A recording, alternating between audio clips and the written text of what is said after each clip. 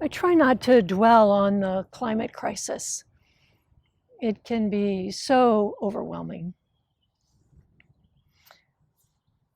But occasionally I get these glimpses, these little shards of light that flash in, and I get a very clear view of the reality of what's happening to our planet, what's happening to us.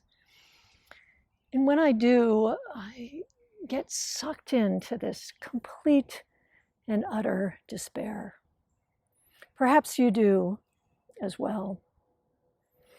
I've been reading this really beautiful, poignant new book that Larry Rasmussen, my friend and colleague, wrote, The Planet You Inherit: Letters to My Grandchildren When Uncertainty's a Sure Thing. We're actually having a study of this book this summer, and Larry's going to come in on the third session and help us unpack this.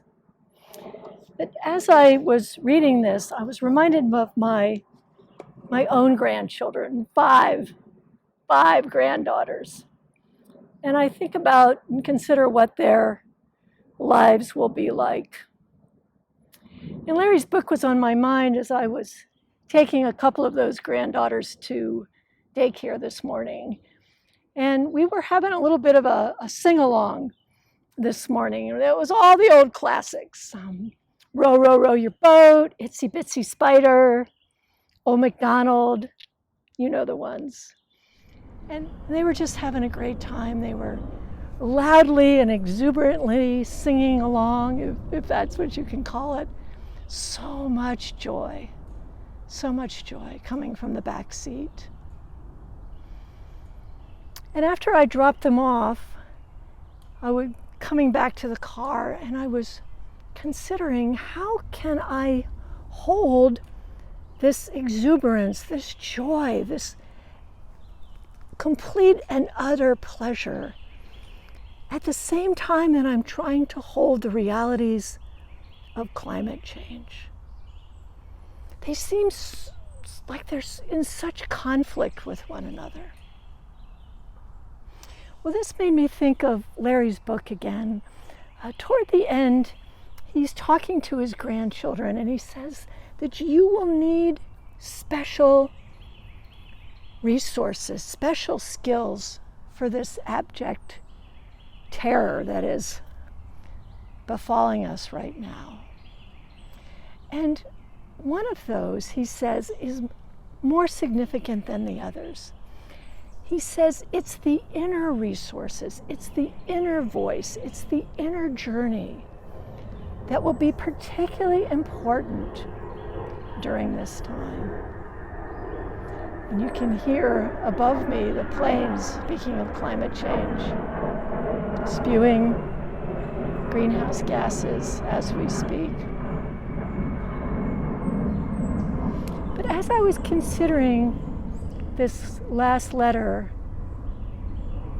of Larry's telling his grandchildren about the importance of inner resources, I began to wonder whether the cultivation of joy is one of those skills that we will most need during this climate epoch. To really take stock, to notice, as I'm looking around, these beautiful displays of light as they flicker in amongst the trees, the chipmunks that are scampering around, the robins that are feasting on the service berries above me. Maybe that's the muscle that we're going to need to really build for this time, so that we can fill ourselves with delight that will serve as energy and fuel and inspiration and give us courage to get through this time. Of course, that joy can come in so many different forms. Be it the delight that we take in the natural world, or the delight that we take as our grandchildren get that itsy bitsy spider up that water spout once again.